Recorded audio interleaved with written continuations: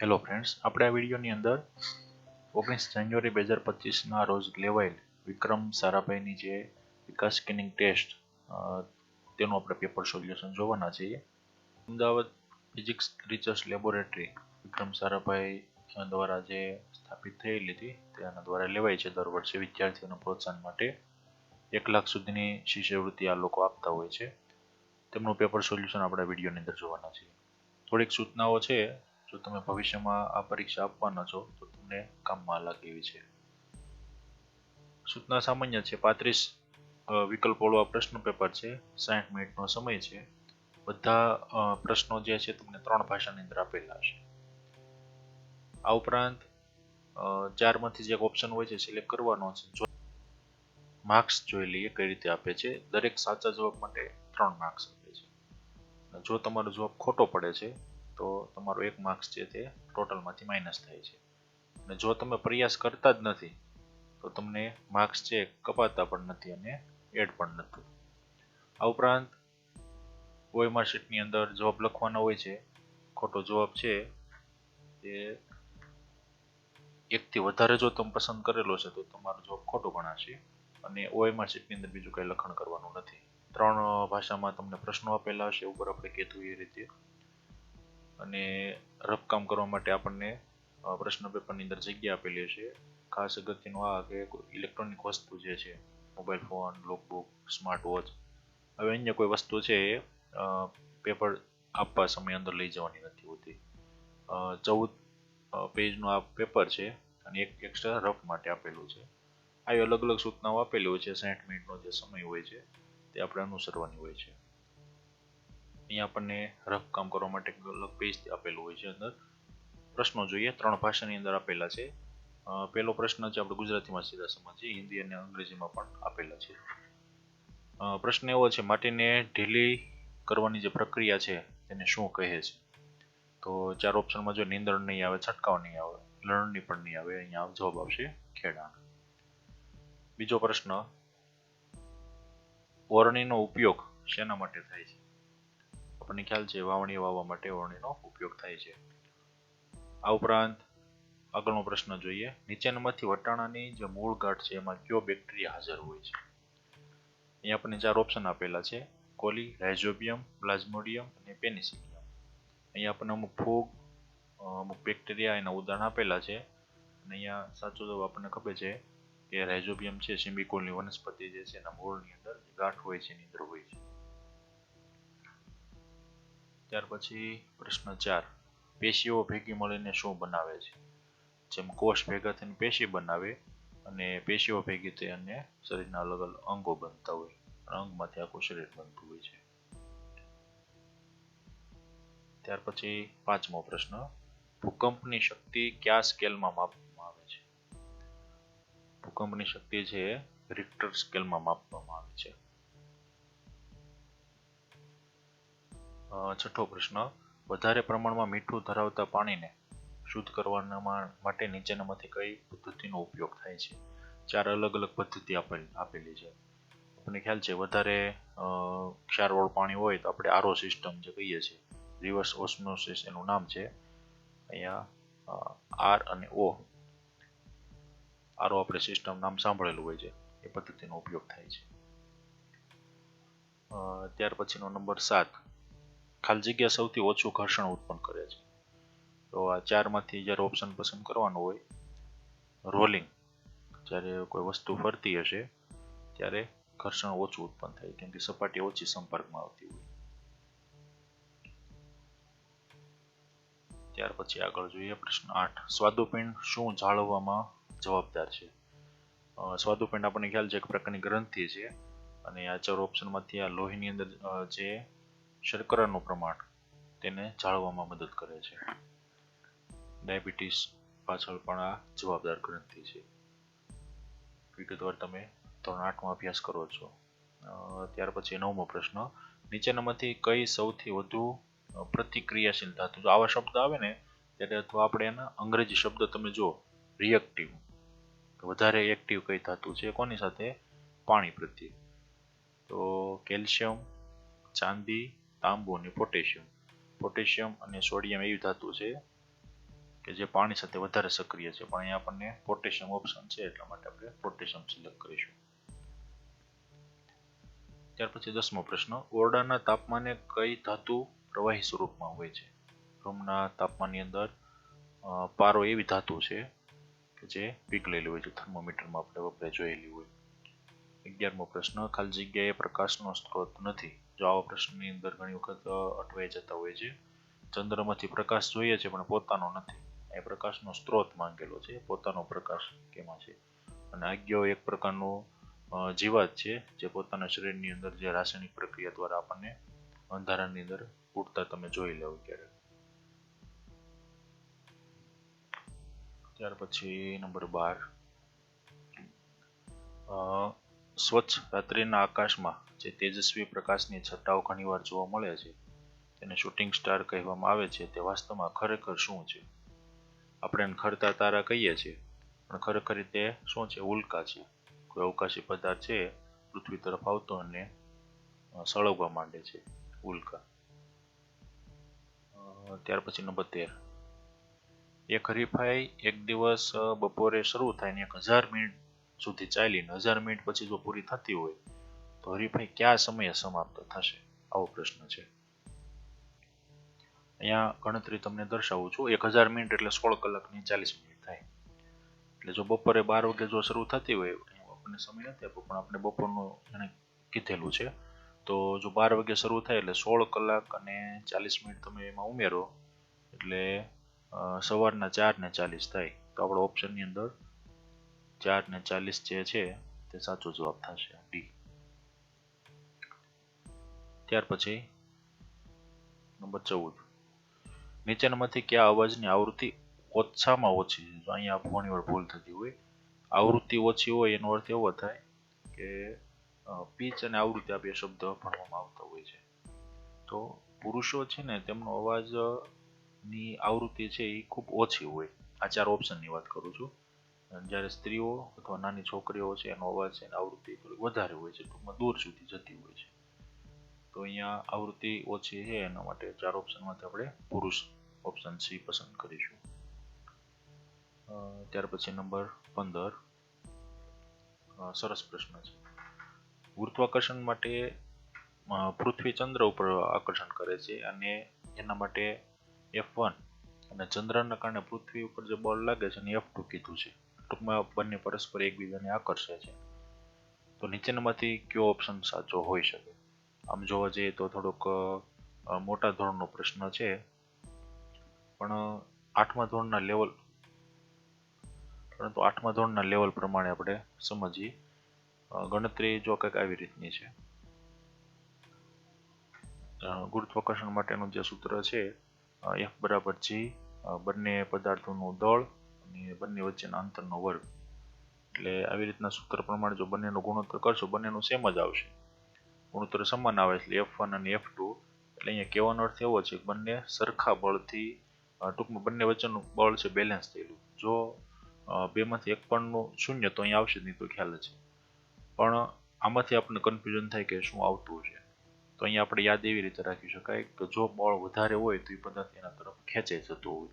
એ બંને પોતપોતાના સ્થાન ઉપર સ્થિર છે, ક્યારે રહેશે? તો બંનેનું બળ છે એ ઇક્વલ હશે. ઘણી વખત ન સમજાય એવી વસ્તુ છે, કેમ કે વધારે ભારે વસ્તુ છે એ વધારે ગુરુત્વાકર્ષણ આવા પ્રશ્નો આપણને થતા હોય, પણ બંને પદાર્થ બળ લાગવા છતાં પણ સ્થિર છે એટલે બંનેનું ઇક્વલ F1 F2. ત્યાર પછી નંબર 16, સોના અને ચાંદીને ઓગાળવા માટે જે સોની હોય છે તે આપણને ખ્યાલ છે સૌથી બહારની જે વાદળી રંગની જ્યોત છે ઓક્સિજનના કારણે વધારે દહનશીલ વાળી તેનો ઉપયોગ કરતા હોય છે. નંબર 17, દબાણ. જો બળ તમે ડબલ કરી નાખો, ક્ષેત્રફળને અડધું કરી નાખો તો દબાણ કેટલું છે? આવો પ્રશ્ન છે. એની ગણતરી તમને દર્શાવી દઉં. હવે જો બળ અને ક્ષેત્રફળના ગુણોત્તરને દબાણ કહીએ છીએ. અહીંયા આપણને શું કીધેલું? બળને 2 ગણો કરો, ક્ષેત્રફળને અડધું કરો. છેદનો છેદ અંશમાં જશે તો 2 × 2 બળના છેદમાં ક્ષેત્રફળ કીધું 4. બળના છેદમાં ક્ષેત્રફળ છે કેટલા ગણું થશે? 4 ગણું થશે. તો આપણા ઓપ્શનની અંદર એ 4 ગણું થાય. ત્યાર પછી 18મો પ્રશ્ન. સરસ પ્રશ્ન છે. પ્રકાશનું કિરણ છે કોઈક સપાટી ઉપર પડે છે અને અરીસાનોમાં કોઈ વી તો આપણે ખૂણાનું નામ આપેલું છે.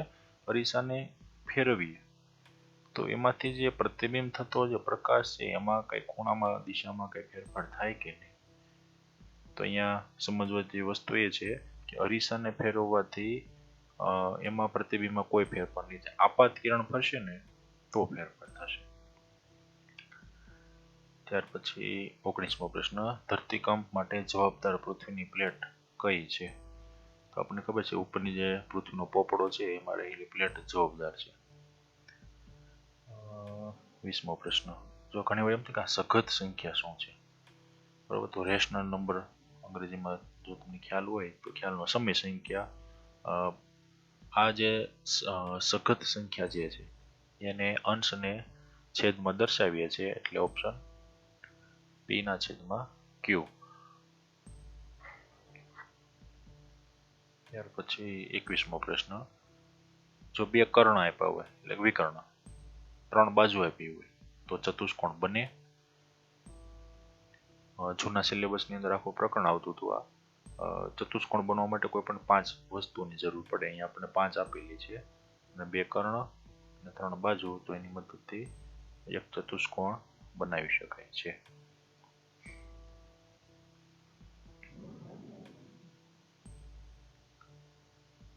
પછી 22મો પ્રશ્ન. નીચેનામાંથી કઈ સંખ્યા એ પૂર્ણ વર્ગ સંખ્યા નથી? પૂર્ણ વર્ગ નથી, સોરી, પૂર્ણ વર્ગ સંખ્યા છે તો 625 જે આપણને ખ્યાલ છે 25 નો વર્ગ છે. તો આપણને ઘણી વાર એવું થાય કે 625 ડાયરેક્ટ કેમ ખ્યાલ આવશે, તો 4 માંથી જોઈ લેવાનું એક પૂર્ણ વર્ગ છે કે નહીં, કેમ કે જવાબમાં તો એક જ આવવાની છે. 625 આપણને ખ્યાલ હોય, ન હોય તો આનું વર્ગમૂળ કાઢવું પડે. 23મો. એક શંકુમાં શિરોબિંદુઓની સંખ્યા. પ્રશ્ન આપણે એવું છે શિરોબિંદુ કોને કહેવાય? તો જનરલી આપણે એવું સમજેલું બે સપાટી ભેગી થતી હોય ને ત્યાં શિરોબિંદુ હોય. હવે શંકુમાં તો આપણને એવો આકાર દેખાતો નથી, પણ છતાંય અહીંયા ઓપ્શનમાં એક જે છે એ આવશે. એનું કારણ છે કે ઉપરના ભાગે જે ટોચના ભાગમાં જે બિંદુ સર્જાય છે અહીંયા એની વાત કીધેલી છે આપણને. ત્યાર પછી નેક્સ્ટ જોઈએ 24મો પ્રશ્ન. અહીંયા પ્રશ્ન એવો કીધેલો છે કે એક પદાવલી આપેલી છે 14PQ પ્લસ 35PQR. આ જે આપેલું છે ને એને વિભાજિત કરો. આવા શબ્દો આપણને ઘણી વખત ચોપડીમાં ન હોય, ટૂંકમાં અવયવ પાડવાના છે. હવે અહીંયા ઓપ્શનમાં જોવો ને તો આપણને આ બધા અવયવ સરખા જેવા લાગે. જોવો તો ઓપ્શનની અંદર આ કાઉન્સનો અંદરના 12ની સંખ્યા છે અંદરની સાથે ગુણાકાર કરશો જવાબ બધામાં સેમ આવી જતો હોય, પણ ખરેખર આના અવયવ ક્યાં છે એની ગણતરી તમને દર્શાવું. જો 14 ના પહેલા અવયવ પાડેલા છે 2 × 7, પી અને ક્યુ અલગ લખેલા છે. 35 ના 5 × 7 35 અને પી ક્યુ આર બંને કાઉન્સમાં સરખું છે ને એની નીચે અંડરલાઈન કરેલી 7 પી અને ક્યુ અને 12 લઈ લીધા. 12 લઈ લો તો પહેલા કાઉન્સમાં શું વધશે 2, વચ્ચે પ્લસ છે અને બીજા કાઉન્સમાં 5R, તો 7PQ કાઉન્સમાં 2 + 5R. આપણો જવાબ થશે ઓપ્શનની અંદર આ ડી આપણને આપેલો છે. ત્યાર પછી જોઈએ 25મો પ્રશ્ન. એક પદાવલી આપેલી છે અને એવું કીધેલું છે આ બેનો ગુણાકાર કરો, અને આ બંનેનો ગુણાકાર જે જવાબ મળે ને એને આના વડે ભાગવાનો છે. ગણતરી તમને દર્શાવી દઉં. જો આ બંને સંખ્યાનો ગુણાકાર કરશો એટલે 7 × 2 = 14, બાકીની સંખ્યા x 3 વાર થઈ જશે, y 3 ને 4 વાર થશે અને z 1 વાર. તો આ મળેલ પરિણામને આપણને 14 xyz વડે ભાગ્યું તો છેદમાં લખીને 14 ઉડી જશે અને xyz નીચે એક વાર છે, ઉપર એક વાર બાદ કરી દેશું તો માઇનસ ના માઇનસ, x 3 વાર હતો 1 વાર ઉડી જશે 2 વાર, y 4 વાર હતો 1 વાર ઉડી જશે તો 3 વાર અને z કેન્સલ થઈ જશે. તો આપણો જવાબ થશે ઓપ્શનની અંદર જોઈએ આવો જવાબ છે કે નહીં. પેલો એ છે એ ફાઇનલ આન્સર થશે. ત્યાર પછી નંબર 26. અહીંયા આપણને એક પદાવલી આપેલી છે આના બરાબર શું થાય, ગુજરાતીમાં એ પ્રશ્ન છે. આના બરાબર 4 માંથી શું થાય? હવે જો આ બંને પદ છે ને એની અંદર આ નિત્યસમ વાપરેલું છે, એ વર્ગ ઓછા બી વર્ગ ક્યારે થાય? એ વત્તા બી એ ઓછા બી, એટલે પહેલા પદનો વર્ગ ઓછા બીજા પદનો વર્ગ, બાકીનું પદ એમનું લખી લીધેલું છે અહીંયા. અને ત્યાર પછી આનું સાદુરૂપ આપશો એટલે આ પહેલો કૌંસ બનશે, બાકીનો બીજો કૌંસ ઇન્વેજ છે. ફરી વખત ઇન્વેજ નિત્યસમ, પહેલા પદનો વર્ગ ઓછા બીજા પદનો વર્ગ અને સાદુરૂપ આપશો તો જવાબ આવી જાય છે. તો વિકલ્પની અંદર ઓપ્શન બી આપણો જવાબ થશે. ત્યાર પછી 27મો, એક દુકાનદાર છે કોઈ વસ્તુની નિર્દિષ્ટ કિંમત, જો આવો પ્રશ્ન આવે ને તો આપણે હિન્દીમાં તો ઇંગ્લિશમાં વાંચો તો ખ્યાલ આવી જાય. ટૂંકમાં વેચાણ કિંમત આટલી છે, નિર્દિષ્ટ કિંમત એટલે કે જે આપણે એમઆરપી શબ્દ વાપરતા હોય એના પર 15% ડિસ્કાઉન્ટ આપેલું, 100 એ 15 રૂપિયા ડિસ્કાઉન્ટ છે, તો એ ખરેખર એની એમઆરપી દર્શાવેલી કિંમત કેટલી હશે? જો 15% વળતર 100 એ 15 થાય. હવે 100 એ 15 છે એટલે જો છાપેલી કિંમત 100 રૂપિયા હોય તો કેટલા વેચવી પડે? વળતર ડિસ્કાઉન્ટ છે તો 15 રૂપિયા બાદ કરો, 85 વેચવી પડે. આપણને કેટલા વેચે છે? 765માં, તો છાપેલી કિંમત કેટલી રાખવી પડે? આ બંનેનો ગુણાકાર થશે, 765 ગુણ્યા 100 અને નીચે 85. સાદુરૂપ આપશો એટલે જવાબ આવશે 900. 900 આપણે ઓપ્શન સી. ત્યાર પછી 28મો પ્રશ્ન, અનુજ અને કરણની ઉંમરનો ગુણોત્તર આપેલો છે, 10 વર્ષ પછીનો ગુણોત્તર આપેલો નથી. અત્યારે કરણ કેટલા વર્ષનો થયો છે? સમીકરણનો દાખલો છે, બહુ સરસ દાખલો છે. જો ગુણોત્તર આપણને આપેલો છે 5:3, એટલે મેં x ધારી લીધો, બંનેની ઉંમર 5 ગણી 3 ગણી. 10 વર્ષ પછી તો આ જે ઉંમર હતી 5x ને 3x, એમાં 10 ઉમેરી દીધા, કેટલો થાય છે? 7:5. હવે ચોકડી ગુણાકાર, સામેનો ભાગાકારમાંથી ગુણાકારમાં સાદુરૂપ આપશો, સમીકરણ છે એટલે x બરાબર 5 આવશે. હવે અનુજ માટે શું આપણે ધારેલું હતું? 3x, તો અનુજમાં 3x માં x ની કિંમત 5 મૂકી દેશો તો 5 તેરી 15, એટલે 15 વર્ષ છે એનો જવાબ આવશે ઓપ્શનની અંદર ડી. 29મો જોઈએ, કોઈ વ્યક્તિ છે 3 દિવસની ફી જો 1200 રૂપિયા હોય તો એ વ્યક્તિ 27 દિવસ જાય તો કેટલી ફી ભરવી પડે? સીધું પણ થઈ જાય એમ છે કે 3 દિવસના 1200 તો 27 દિવસના કેટલા, અથવા તો 3 દિનના ગ્રુપ પાડો તો 27 દિવસ થવા માટે 9 ગ્રુપ પડે, એટલે 9 થી 27. ગણતરી પણ તમારે જો તો આ ગણતરી છે 3 દિવસના 1200 તો 27 દિવસના કેટલા? 30 રાશિ, આટલા કેટલા? આ બંનેનો ગુણાકાર, ચોકડી ગુણાકાર, નીચે 3, 9 3 27 અને 1200 9 વખત કરશો તો 10,800, તો 10,800 ઓપ્શન બી. 30મો પ્રશ્ન, 400 નો વર્ગ કરો તો શૂન્ય કેટલા? હવે આપણે કોઈ પણ વર્ગ કરો, જેટલા મીંડા હોય એના ડબલ મીંડા થઈ જાય, 2 મીંડા હોય તો 4 મીંડા થઈ જશે શૂન્યની સંખ્યા. એબીસીડી ચતુષ્કોણ છે, લંબચોરસ છે, તો આ લંબચોરસ માટે એક કર્ણ 10 નો છે 80. આપણને એક ચતુષ્કોણ આપ્યો હોય અને એ ચતુષ્કોણની અંદર એક વિકર્ણ આપણને કીધો છે 10 નો, તો આ બીજો વિકર્ણ કેટલાનો થાય? કેમ કે આકૃતિ દોરશો ને એટલે માપ વિકર્ણ આપેલા છે. લંબચોરસમાં આપણને ખબર છે કે બંને વિકર્ણના માપ કેવો હોય? સરખા હોય, તો 10 સેમી. ત્યાર પછી 32મો દાખલો, જો 7 છોકરા ભેગા થાય અને કામ કરવું હોય તો એને 14 દિવસ લાગે છે, તો 49 છોકરા હોય તો કેટલા દિવસમાં કામ થાય? સીધી વાત છે કે 14 દિવસ થતા હોય ને વધારે છોકરાઓ આવશે 7 છોકરાની જગ્યાએ તો દિવસો ઓછા લાગશે. આની ગણતરી જોઈએ, એક વધે ત્યારે બીજું ઘટે, આવા દાખલા વ્યસ્ત પ્રમાણના દાખલા કહેવાય. તો 7 ગુણ્યા 14 કરશો અને જે ધારી લીધો છે મેં x કેટલા દિવસ થશે અને x ને સાદુરૂપ આપશો તો જવાબ આવશે 2 દિવસ. વ્યસ્ત પ્રમાણનો દાખલો છે, ઓપ્શન સી આવશે એની અંદર. ત્યાર પછી 33મો દાખલો, -6 ની 4 ઘાત છે અને -6 ની 2 ઘાત છે. આ બંનેનો ભાગાકાર છે. અહીંયા આપણને ઘાતાંકના નિયમ પ્રમાણે ખ્યાલ છે કે જ્યારે આધાર સરખો હોય ને ઘાત અલગ અલગ હોય અને ભાગાકાર હોય ત્યારે ઘાતની બાદબાકી થાય. એટલે 4 ઘાતમાંથી 2 ઘાત બાદ કરશો તો 2 જવાબ આવશે. ત્યાર પછી 33 34 અહીંયા છે. ખાલી જગ્યાએ પૂર્ણાંક હોઈ શકે. પૂર્ણાંક આપણને ખબર છે કે ધન સંખ્યા હોય, ઋણ સંખ્યા હોય, શૂન્ય હોય. તો અહીંયા ઓપ્શનમાં આપણને એવો એક ઓપ્શન નથી મળતો કે 3 3 હોય. ઓપ્શન ડી એમાંથી એક નહીં. ત્યાર પછી 35. જો કે સંખ્યાને 9 વડે વિભાજ્ય હોય તો તે સંખ્યા ખાલી જગ્યા વડે પણ વિભાજ્ય હોય. ક્યારે તો આવશે જ નહીં. 7 પણ નહીં આવે કેમ કે 7 પોતે અવિભાજ્ય છે. 3 અને 6 માં કન્ફ્યુઝન થાય તો અહીંયા 9 વડે છે તો 3 ના અવયવી જોઈએ તો એમાં 9 આવે છે. એટલા માટે આ ઓપ્શન સી 3 આવશે.